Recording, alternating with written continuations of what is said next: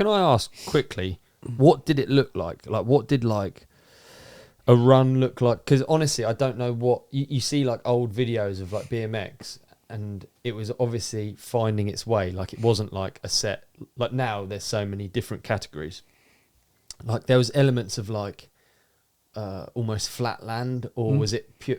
Was it just like you were saying earlier, like pedaling across and hitting one ramp? Like how did like a contest look? What did it look like? The first contest I'd sort of done was like, what was it? It was like some of the regionals, and then like the whole shot, which was like a big event. I think there was 2 or 3 of them in London. Okay. And you almost had a set trick list you had to do. Like everyone had to do the same, but like same tricks in like a minute run. So you had like a kick turn or something, like a track stand, a boomerang, a tail whip. And this was like the first comp, so just to to run through it. So if you did well in that, you got some good points and stuff, obviously.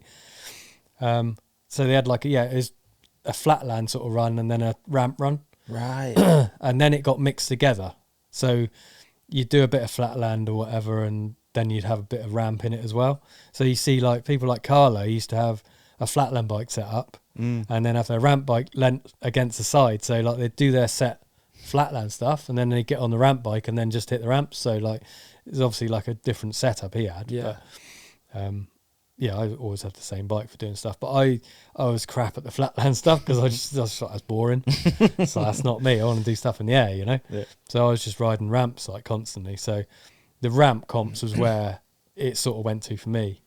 And that would be a quarter and I'm sounding completely stupid, but I've seen pictures from that era and it's hard to work out what a run looks like. Like it's easy, you look at an X Games course or or Olympics course now and you can see what it's. Yeah. The footage I've seen, it's like they take over a sports hall. Yeah. Basically. And put that's what a few ramps in the corners and you so pedal between them all. Yeah. And stuff. It was almost just like an extended half pipe with too much flat. Yeah. So, you know, so you're airing and then you're just cranking across the floor and hitting the next one and then doing it again. But you just obviously the bad thing from that is you're getting so out of breath. Yeah. It's not like a half pipe where you use your no momentum and pump. Yeah, and that's obviously where that evolved too. Yeah. Would there be straight airs as well, like a mini ramp or a box jump or anything? No, or nothing. It was just so everything was just quarter 2 quarter pipes either end. Yeah, Mate, I didn't know that. No. Yeah. I didn't know that at all. Yeah. And when you were saying you were riding skate parks, were they like that? Or were that skate parks? No, they were completely different because it's all concrete. So they were built for skateboarders. Old skateboard, yeah. So there was like flow round and bowls. Yeah. I used to like that because, you know, you'd hit a quarter and it's just a set quarter. You just hit it and it doesn't change. Whereas bowls have got coping or it rolls off or like it's over and it's just, I like that because you've got to find the right bit to hit. Yeah. So you've got to know how the bowl works sort of thing. So you know where you're going to hit. Oh, I'm going to take off at that crack. Yeah. Because that's the good bit of the bowl. You know, you hit somewhere else, it's like, oh, front and back will hang up. And it's like, well, I'm not going to hit that bit again. You know, and it's way more exciting. Yeah. You know, like the comps I got a bit burnt out with the comps because I did them for quite a bit. And I used to ride in like the bowls and stuff and weird, quirky little bits at skate parks and stuff. Right. But that's sort of like when I, you know, after the King of Concrete, it's probably the last ones, the BMX sort of comps I did were probably, I'd say 94. I'd like to say 95 was probably the last comps like King of Concrete, like mini ramp comps and stuff like that. And that's when it was a bit more evolved as a sport. Yeah. Like I mean, King of Concrete, King of Concrete vibes back then was pretty big. Yeah. You got a lot of people there. Yeah. And they people were coming over from States probably as well. Yeah, Dave Mirror. Loads of Americans come over as well. Hoffman, I think, was over for one of them. It's good because it sort of needed that, and it's cool that the Americans came over because they could see how big it was. Yeah, you know. But it's weird because I think I had a couple of pictures in some of the American mags, and it's just for me it was quite weird. Like I always thought it was quite one way. Like, you know, we'd see all the American stuff. But obviously, in America, they had the English mags, and they'd see what we were. So there's people over there that knew who I was. Like it seems exotic, and I was like, sort of thing. That's weird. Yeah. And when we went to the funny aspect of that, we went to the Worlds in Limoges it was me, Jason Davis, Mark Noble was in the car, I think, as well. Jim Burgess was in the car.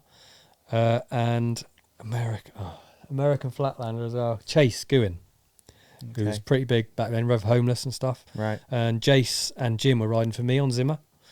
And this was it 80 Limoges? When was that? It was 80, I think it wasn't 89. Might have been a little bit later.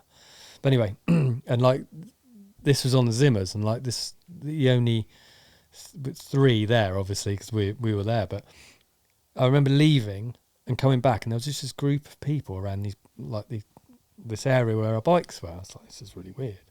And everyone was like, just fixated on these bikes, and I'm like, it's just a BMX, but they're like, it's quite different because it's more oversized tubes. It's the first bike with like inch stays rear end, and the chainstay went over the dropout, so it didn't twist doing ice picks on the back peg, and just loads of little stuff like that.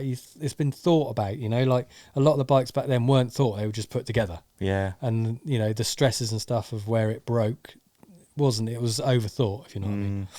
So yeah, and there was just like all these, like probably 3 or 4 deep, like people looking at these bikes. It's insane. I couldn't believe it. And like I think Jason, Jim did all right and stuff. I didn't ride. I think I got a bit drunk. Standard. And back then anyway. But yeah, it was just a cool time. Like, and yeah, going back to that, because obviously like everyone was there, and Jason knew a lot of the American guys. He's been over there. And he's like, oh, we're just going to go out down the pub and stuff. Like, he's just going cool on a few guys. Anyway, I was like, okay, yeah, cool, whatever. So, yeah, just wandering down the hall, and Jay bangs on the door. And a guy opens it, just walk in and sit on this bed opposite another bed.